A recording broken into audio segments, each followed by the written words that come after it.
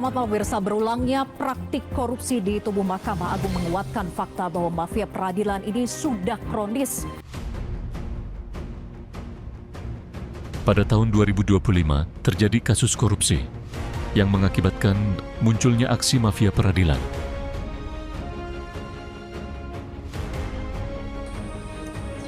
Selamat pagi semua. Saat ini saya akan membuka sidang tentang tindak pidana korupsi yang menjerat saudara Rizky dengan dugaan korupsi senilai 1 miliar rupiah. Dengan ini sidang saya buka secara resmi. Kemudian mari kita dengarkan tuntutan dari jaksa penuntut umum. Mohon izin yang mulia, menyampaikan tuntutan pidana terlebih dahulu, saya yang memberatkan maupun meringankan menuntut. Sesuai dengan Undang-Undang Pasal 2 yang menyatakan perbuatan memperkaya diri sendiri atau orang lain yang merugikan keuangan negara dapat dijerat. Sanksinya, pidana penjara seumur hidup dan maksimal 20 tahun.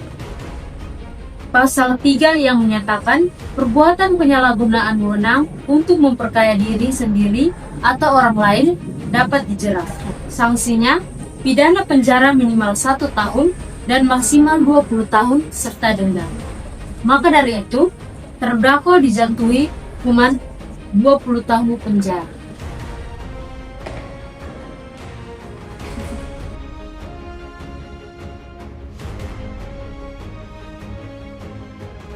Mohon izin yang mulia, pihak kami keberatan dikarenakan klien saya tidak sepenuhnya menggunakan uang korupsi tersebut untuk kepentingan diri sendiri. Mohon ditindaklanjuti kembali tuntutan jaksa penuntut umum yang mulia. Oke, setelah kita dengarkan pembelaan dari tim pengacara tersangka, oleh karena itu sidang saya tunda selama 1 jam ke depan agar saya bisa memutuskan hukuman yang sesuai kepada tersangka. Dengan ini sidang saya tunda selama 1 jam ke depan.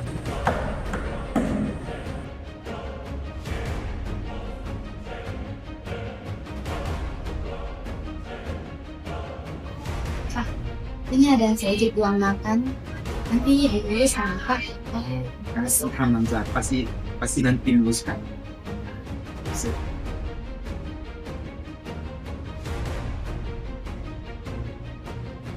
Dengan ini saya menimbang pembelaan dari pengacara dan saya memutuskan tersangka dijatuhkan hukuman penjara 5 tahun dan denda 100 juta.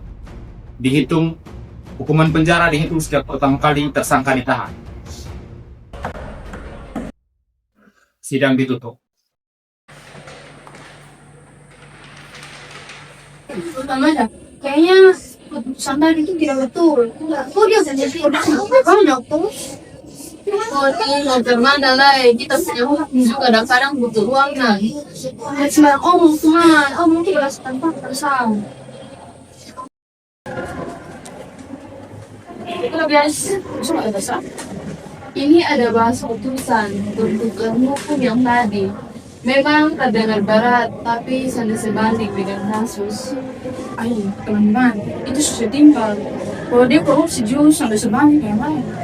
Kalau sampai bisa, korupsi itu tetap korupsi. Itu dia sudah melanggar aturan yang ada di negara. Stop. Pada akhirnya, keadilan bukan panggung bagi mereka yang gemar memainkan kecurangan. Ia bukan barang dagangan, bukan hadiah yang bisa dibeli dengan amplop, janji, atau rayuan. Setiap suap yang diselipkan sekecil apapun adalah retakan kepercayaan rakyat. Setiap keputusan yang dipelintir adalah luka bagi masa depan bangsa yang ingin kita banggakan. Jangan biarkan diri kita seperti mereka yang mengotori hukum. Mereka yang berusaha menjinakkan keadilan dengan uang, seolah kebenaran bisa ditawar seperti barang pasar.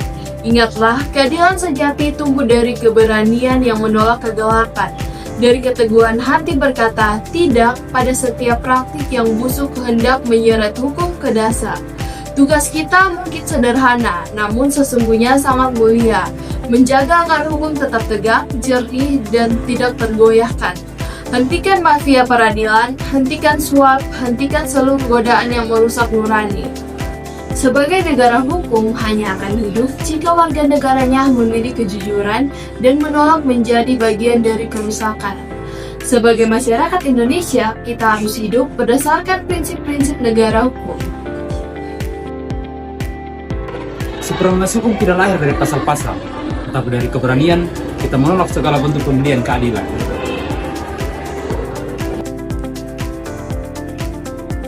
Tersangka perusahaan akan sia-sia jika kita membiarkan uang mengatur putusan. Hanya integritas yang dapat menjaga negara tetap tegak.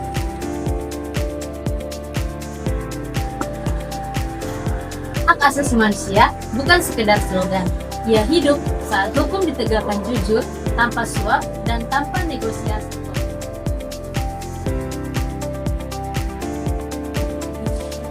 Independensi peradilan adalah jantung negara hukum.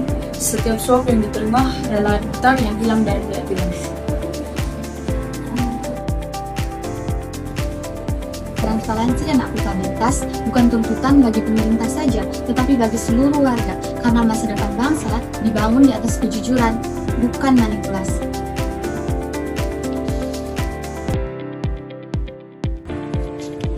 Mari kita jaga keadilan tetap bening seperti cahaya, tanpa suap, tanpa tipu daya. Karena hanya hukum yang murni yang dapat mengangkat martabat Indonesia.